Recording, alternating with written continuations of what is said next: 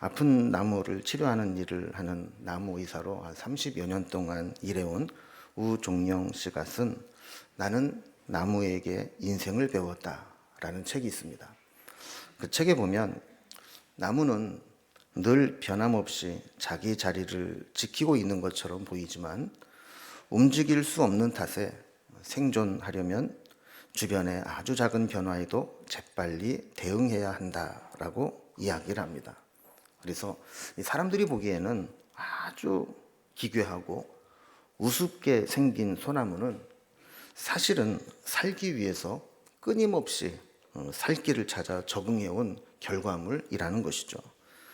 그러면서 나무는 내일을 걱정하느라 오늘을 망치지 않는다라고 이야기를 합니다.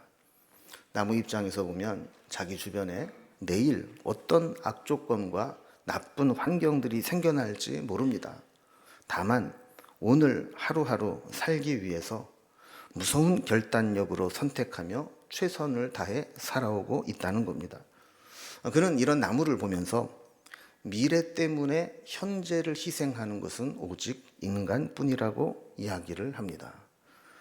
내셔널 지오그래픽의 보도에 따르면 인간은 보통 하루에 150가지 이상의 선택을 하며 살아간다고 합니다. 그러니까 우리가 의식하지 못하고 살아갈 뿐이지 우리의 인생이라고 하는 것은 모든 순간이 선택으로 이루어집니다. 선택할 것이 많고 선택에 대한 책임을 져야 하고 내가 선택한 것이 100% 완전한 선택이 되지 못하기 때문에 우리는 이 선택이라는 것을 하면서 끊임없이 스트레스를 받고 고민하고 걱정하며 살아가게 됩니다. 그런데 그 걱정과 염려가 지나치게 되면 우리 인생에 큰 해를 끼치게 됩니다. 염려와 걱정이 우리의 삶을 지배하게 될 때 정상적인 생활이 어렵게 되고 당연히 감사의 마음도 사라지게 됩니다. 성도들에게는 감사의 당위성이 있습니다. 성경 말씀에 늘 범사에 감사하라를 비롯해서 감사에 대한 명령들이 많습니다. 범사에 감사하라는 것은 모든 일에 하나님이 개입하고 계시고 합력하여 선을 이루시기 때문에 감사할 수 있다는 것을 전제하는 것이죠. 그러나 실제로 우리가 삶을 살아가다 보면 감사하기보다는 염려하고 걱정하는 일들이 훨씬 더 많습니다. 삶의 현장 속에서 염려, 걱정, 불안의 마음을 갖고 살아가는 것이죠. 이 감사하지 못하게 만드는 독소 조항들이 있습니다. 마치 우리 몸에 독이 들어오면 그 독이 퍼지면서 우리 신경을 마비시키고 정상적인 신진대사를 못하게 만들고 결국 죽음에 이르게 되는 것처럼 우리 영혼에 독이 되는 이 염려가 들어오게 되면 심각한 문제를 발생시킵니다. 우리에게 감사가 사라지게 만들고 기도도 막히게 하고 믿음을 마비시키고 다른 사람과 만나는 것도 싫어하게 되고 하나님과의 관계도 멀어지다가 단절되게 됩니다.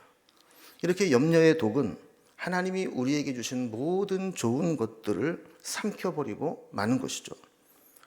오늘은 추수감사주일입니다. 우리가 농사도 짓지 않는데 추수감사주일이 필요할까 하는 생각을 할 수도 있지만 이번 기회를 통해서라도 잃어버리기 쉬운 감사를 회복하고 우리의 마음속에 감사의 마음이 충만해지면 좋겠습니다. 이런 이야기가 있습니다.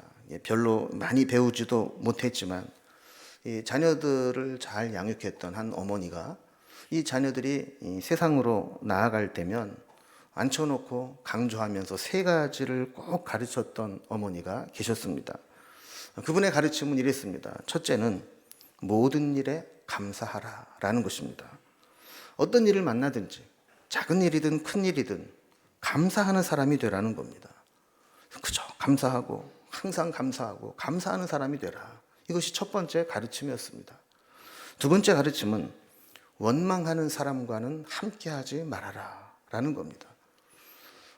몇 번 대해보다가 그 사람의 입에서 뭐 이러니 저러니 어쩌니 저쩌니 하면서 원망하고 불평하는 말을 한다면 그 사람과는 만나지도 말라는 거예요.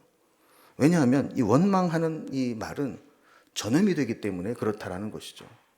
우리가 아무리 감사한 마음, 기쁜 마음을 가지고 있어도 원망하고 불평하는 사람 만나서 이야기를 하다 보면 어느새인가 내 마음도 원망의 마음으로 물들고 전염된다는 것입니다.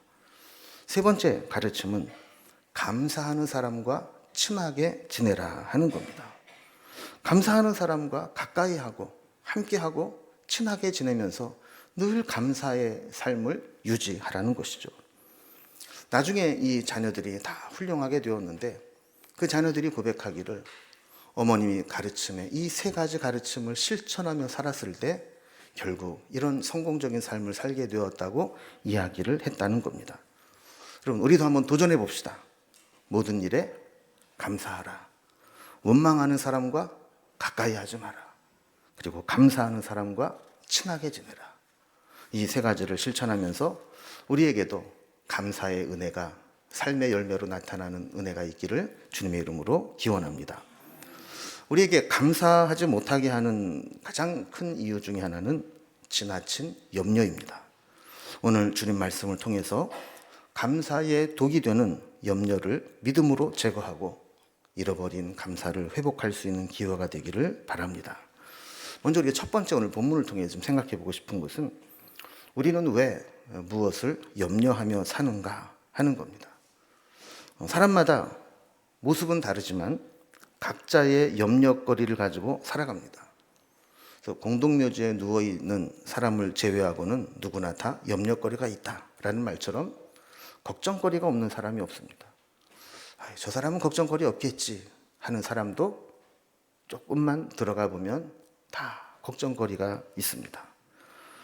어떤 사람에게는 하찮은 문제가 어떤 사람에게는 심각한 문제로 다가갈 수도 있고 어떤 사람에게는 생사를 가늠한 중요한 문제가 어떤 사람에게는 별 문제 아닌 것처럼 인식될 수도 있습니다.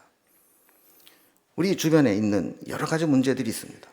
건강의 문제도 있고 노후 대비에 대한 걱정도 있고 자녀와 육아의 문제도 있고 직장과 진로의 문제, 사람과의 관계의 문제, 죄와 유혹의 문제, 여러 가지 염려까지를 가지고 살아갑니다. 여러분들은 어떤 걱정거리, 어떤 염려거리를 가지고 살아갑니까? 먼저 오늘 본문에서 우리에게 말하고 있는 것은 우리가 염려하는 것들은 다 목숨과 몸에 관련된 것들을 염려하고 있다라고 말씀합니다. 25절 말씀 보면 그러므로 내가 너에게 이르노니 목숨을 위하여 무엇을 먹을까 무엇을 마실까 몸을 위하여 무엇을 입을까 염려하지 말라 그랬습니다. 우리 염려는 무엇을 먹을까 무엇을 마실까 무엇을 입을까에 대한 염려라는 겁니다. 사실 이런 것들은 사실 생존에 반드시 필요한 것들입니다. 생존을 유지하기 위해서는 어떻게 우리가 먹고 마시고 입을 것인가를 고민해야 합니다. 고민과 걱정은 좀 다른 차원의 문제입니다. 만약에 우리가 아무것도 고민하지 않고 그냥 뭐 다 되겠지, 뭐 어떻게 되겠지, 저절로 될 거야 이렇게 기다리는 것은 어떤 면에서 보면 믿음이 아니라 무책임한 것이라고 볼 수 있습니다. 주님이 가르친 주기도문에도 보면 일용할 양식을 구하게 하셨고 또 사람이 떡으로만 살 것이 아니다라는 것은 떡으로도 살아야 된다라는 것을 의미하는 겁니다. 하나님은 우리에게 먹고 마시고 입는 것이 필요함을 아시기에 광야 40년 동안 지내면서 만나와 메추라기를 내려주셨고 옷이 헤어지지 않도록 지켜주셨습니다. 이런 것들은 우리에게 불필요한 것들이 아닙니다. 그러나 이것이 지나칠 때 문제가 됩니다. 정상적인 범위를 넘어서거나 걱정의 방향이 잘못될 때 문제가 됩니다. 특별히 목숨을 위하여, 몸을 위하여라고 말씀을 합니다. 본질은 목숨이고 몸인데 우리가 집착하고 고민하는 것은 그것을 위해서 무엇을 먹고 마시고 입느냐라는 것이라는 거죠. 본질적인 목숨과 몸을 지탱해 주는 것은 비본질적인 것입니다. 영원한 생명에 우리의 목숨에 몸에 관심을 가져야 되는데 그런 것들은 생각하지 않고 그것을 유지하는 것들에게만 관심을 갖는 게 문제라는 겁니다. 그래서 주님은 목숨이 음식보다 중하지 아니하며 몸이 의복보다 중하지 아니하냐라고 반문하시는 거죠. 뭐를 고민하는지를 살펴보라는 거예요. 먹고 마시고 입는 게 아니라 목숨과 몸, 그 자체를 중요하게 생각해야 된다는 겁니다. 왜 우리는 정말 중요한 본질을 고민하지 않고 이런 비본질적인 것들을 고민하게 될까요? 그건 어쩌면 지나친 자기 사랑, 지나친 자기애, 지나친 자기 높임에서 온 것입니다. 필요 이상으로 더 많은 것, 남들보다 더 좋은 것을 갖기 위해서 염려할 때가 많습니다. 우리가 어느 정도 염려하면 안 되는가? 어떤 분이 이렇게 이야기를 했습니다. 어떤 일에 집착을 해서 낮에 정상적인 일을 하는데 지장이 생기고 밤에 잠을 잘 자지 못하게 된다면 그것은 잘못된 염려라는 것입니다. 필요 이상의 염려로 우리의 믿음이 마비되고 정상적인 생활이 불가능해지고 영적으로 침체에 이르게 된다면 그것은 잘못된 염려라는 것입니다. 두 번째로 생각해 볼 것은 이런 수많은 염려 가운데서 주님은 우리에게 염려하지 말아야 될 이유를 설명해 주십니다. 주님 먼저 두 가지 비유로 우리가 염려하지 말아야 될 것을 말씀하시는데, 첫째는 농사 짓지 않고도 잘 먹고 사는 새들을 예로 드시고, 두 번째는 수고나 길쌈도 하지 않지만 아름답게 자라나는 들의 백합화와 들풀을 예로 드십니다. 새는 농사 짓지 않습니다. 그러나 하나님이 먹이십니다. 농사는 밭을 갈고 씨를 뿌리고 물을 대고 잡초를 뽑고 추수하고 추수하는 것을 창고에 저장해 놓는 것까지를 이어집니다. 그러나 새는 이 농사의 일련의 과정 가운데 어떠한 행위도 하지 않습니다. 그러나 하나님이 먹이신다는 것이죠. 들의 백합화와 들풀은 어떻습니까? 하나님이 좋은 것으로 입히십니다. 28절에 보면 너희가 어찌 의복을 위하여 염려하느냐 하시면서 들의 백합화가 어떻게 자라는가 생각하여 보라 그랬습니다. 그들은 수고도 아니하고 길쌈도 아니한다 그랬습니다. 30절에 보면 오늘 있다가 내일 아궁이에 던져지는 들풀도 하나님이 이렇게 입히시거든 하물며 너희일까 보냐 믿음이 적은 자들아 라고 말씀합니다. 이 세상에 하나님이 지으신 모든 것들은 하나님께서 철철히 필요를 따라 아름다운 것으로 먹이시고 입히신다는 것입니다. 오직 인간만이 염려와 걱정 속에 살아가고 있다는 것이죠.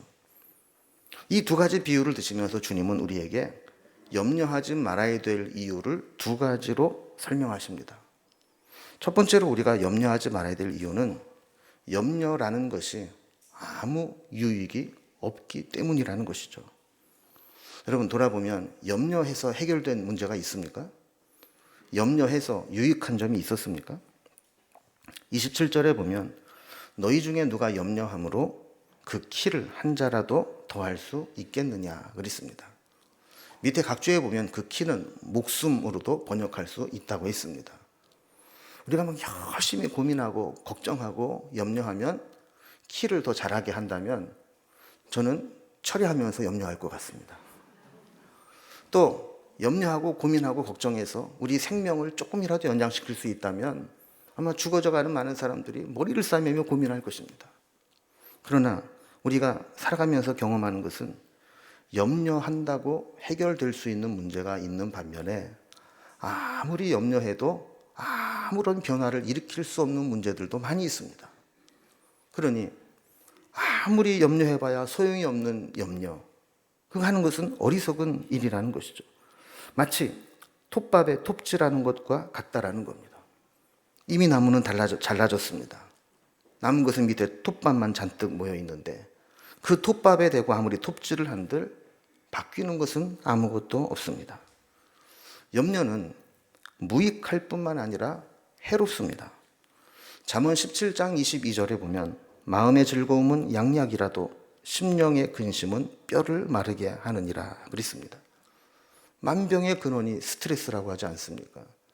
불필요한 염려, 근심은 뼈를 마르게 하듯 우리의 건강을 해치고 우리의 삶을 해치는 것뿐이라는 것입니다. 믿음의 사람들은 주님께 속해 있고 주님의 자녀들은 주님이 책임져 주십니다. 나는 나를 책임질 수 없습니다. 내가 나를 책임질 수 없는데 내가 나를 책임지겠다고 고민하는 것 어리석은 짓입니다. 두 번째로 우리가 염려하지 말아야 될 이유는 염려라는 것이 불신앙의 결과이기 때문이라는 것입니다. 우리의 아버지 되시는 하나님은 우리의 필요한 것을 아십니다.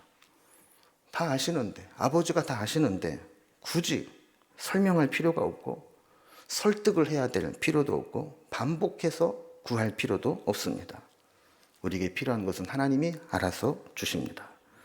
30절에 보면 오늘 있다가 내일 나궁에 던져진 들풀도 하나님이 이렇게 입히시거든 하물며 너희일까 보냐 하면서 믿음이 작은 자들아 이렇게 책망합니다. 그러니까 염려하는 자들은 곧 믿음이 작기 때문에 염려한다라는 것입니다. 31절에 보면 그러므로 염려하여 이를 무엇을 먹을까 무엇을 마실까 무엇을 입을까 하지 말라 그랬습니다. 왜 그랬습니까? 32절에 이는 다 이방인들이 구하는 것이라 너희 하늘 아버지께서 이 모든 것이 너희에게 있어야 될 줄을 아시느니라 그랬습니다. 하나님이 다 아신다는 거예요. 이것을 요즘 이야기로 좀 풀어보면 이런 겁니다. 어떤 아이가 땅이 꺼져라고 한숨을 지면서 고민을 합니다. 공과금도 내야 되고 생필품도 사야 되는데 막 돈이 없다고 막 걱정을 하는 거예요. 애들이 그러면 얼마나 우습습니까? 그래서 물어봅니다. 야, 네가 왜 그런 걱정을 하냐? 넌 부모님 없냐? 그런 걱정은 부모님이 알아서 할 거니까 넌 그런 걱정 안 해도 돼 라고 말을 했어요. 근데 그 아이가 정색을 하고 대답을 합니다. 예, 저는 부모님이 없습니다. 제가 제 동생들을 책임져야 되고 살림을 살아야 됩니다. 그러면 그 아이의 걱정이 이해가 됩니까? 안 됩니까? 되죠. 어린 놈이 힘들겠구나, 걱정되겠구나, 이해가 됩니다. 그런데 만약에 멀쩡히 부모님이 살아있는데도 불구하고 제가 그런 걱정을 하고 있다면 우리는 뭐라고 생각을 하게 될까요? 왜 그딴 걸 네가 걱정해? 그건 부모님이 걱정하는 거지. 만약에 부모님이 살아계시는데도 어린 자녀가 그런 걱정을 하고 있다면 그 자녀는 부모를 못 믿기 때문입니다. 여러분, 우리도 마찬가지죠. 하나님이 우리의 아버지이시고 우리는 그분의 자녀인데 우리가 있어야 될 것을 하나님이 다 아신다고 했는데 계속해서 설득을 해야 되고 계속 간구해야 되고 설명을 해야 된다면 그것은 하나님을 온전히 믿지 못하기 때문입니다. 그런데 이게 제가 요즘에 가만히 생각을 해보니까요. 이론은 간단한데 실제가 잘 되지 않습니다. 이 염려를 없애는 것이 얼마나 어려운가를 요즘에 제가 많이 느끼고 있습니다. 부끄러운 이야기지만 요즘에 이제 여러 모임을 통해서 우리 동기 목사님도 만나고 또 선후배 목사님들을 만나는데 언제부터인가 그분들의 주제가 뭐냐면 은퇴 후에 어떻게 노후 대비를 할 것인가 이런 얘기를 많이 합니다. 특히 요즘에 은퇴하면서 예우 문제로 갈등을 겪는 교회들을 보면서 이 자신들이 은퇴를 할 때 어떻게 될 것인가 걱정을 하는 분들이 참 많습니다. 제가 지금보다 조금 젊었을 때는요 그런 분들을 보면 막 욕을 했습니다. 목사가 돼가지고 말이지 무슨 걱정을 하느냐고, 하나님이 다 알아서 해줄 텐데 지금까지 설교한 거는 뭐고 목사가 믿음이 그게 뭐냐고 그랬어요. 근데 이 은퇴를 불과 몇 년 앞둔 얼마 남지 않은 분들에게는 이게 이제 심각한 문제인 것 같아요. 저는 그런 고민을 좀 해봅니다. 평생을 그렇게 멋지게 목회하신 분인데 은퇴를 앞두고 또 은퇴하면서 왜 이렇게 잡음이 생기고 왜 그렇게 힘든 문제를 만들까 한번 생각을 해보았습니다. 사실 이 문제는 저도 자유롭지 못하죠. 10여 년 후에는 제 문제도 되기 때문에 조심스러운 이야기이긴 하지만 결국은 하나님을 온전히 신뢰하지 못하기 때문이 아닐까. 또 은퇴 후에도 지금처럼 폼나게 살고 싶은 마음이 있기 때문은 아닐까. 이런 생각을 해보게 됩니다. 사실 믿음의 사람일수록 필요 이상의 것을 가지는 것, 또 필요 이상의 것을 가지고 싶은 욕심과 욕망에 대해서 죄책감을 느끼게 됩니다.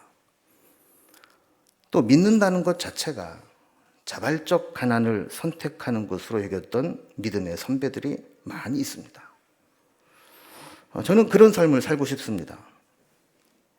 아직까지는 그럴 것 같은데 저도 나이가 더 먹으면 어떻게 될지 자신이 없습니다. 그래서 기도하고 또 기도하고 또 기도합니다.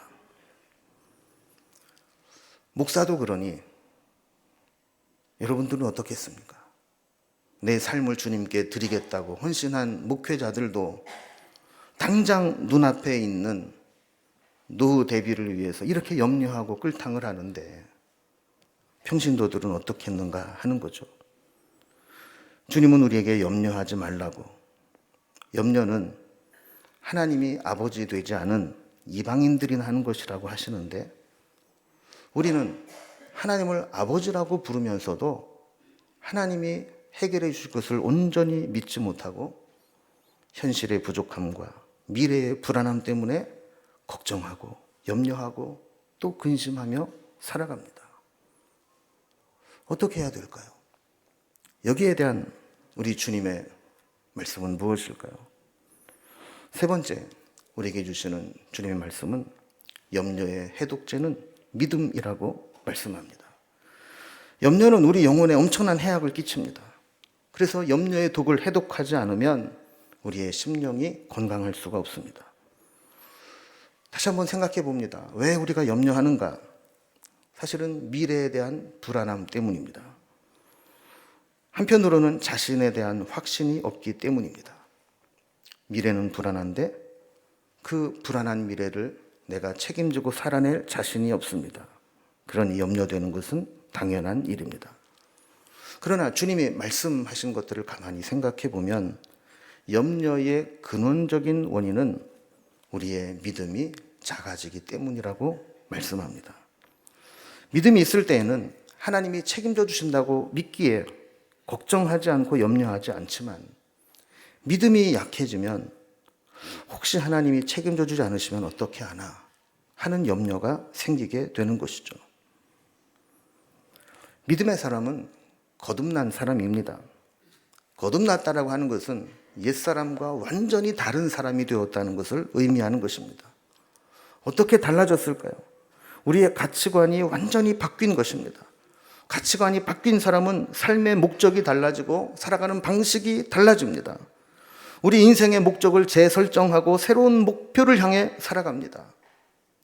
그런데 믿음이 약해지면 재설정한 목적에서 옛날에 삼았던 목적으로 눈길이 돌아가게 됩니다. 그러면서 불안해지기 시작합니다. 목표에 대한 확신이 흔들리면서 다시 염려의 늪에 빠지게 됩니다. 믿음으로 살면 지금까지 이 세상에 사던 염려는 자연히 사라지게 됩니다. 조지 레이코프가 쓴 코끼리는 생각하지 마라는 책이 있습니다. 이 책은 정치라고 하는 것은 프레임을 씌우는 전략을 쓴다는 내용인데 그 중에 이런 이야기를 합니다. 코끼리는 생각하지 마라고 이야기를 하면 여러분은 무엇이 생각나십니까? 말은 코끼리는 생각하지 마 그랬는데 머릿속에 남는 것은 코끼리입니다. 이렇게 프레임을 씌운다는 것이죠.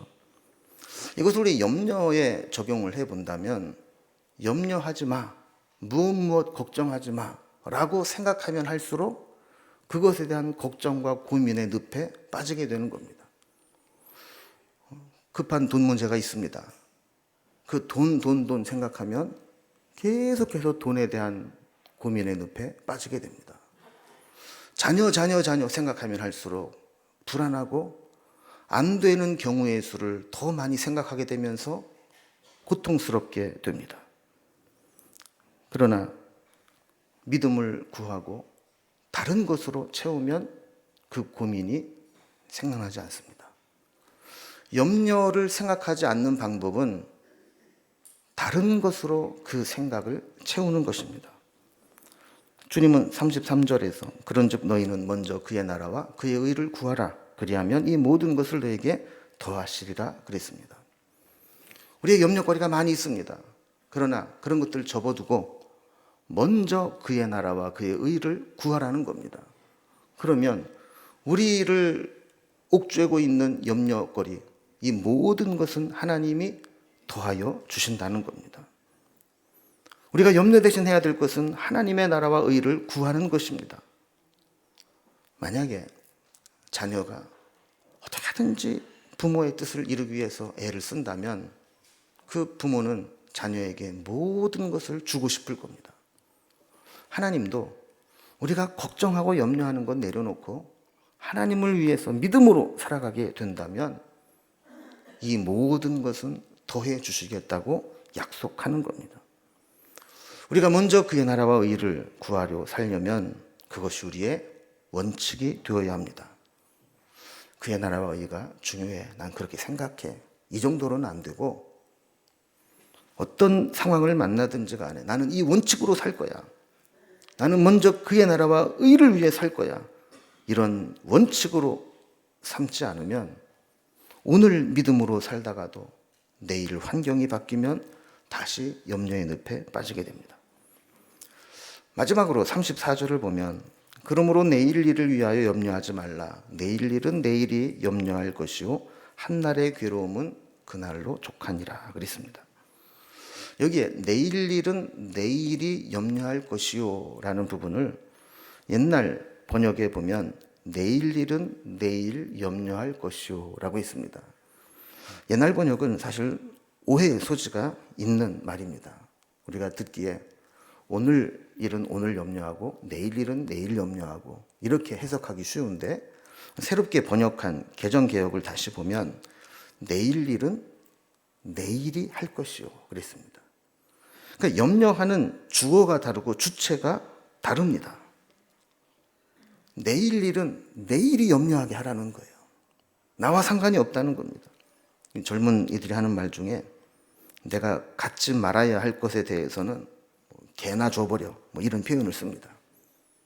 그러니까 내일 염려는 내일에게나 줘버려. 나는 내일 염려는 안 해. 이런 의미입니다. 여러분 우리가 믿음으로 살아가면 우리가 염려하는 것들을 잊을 수 있습니다. 염려와 믿음은 늘 반비례합니다.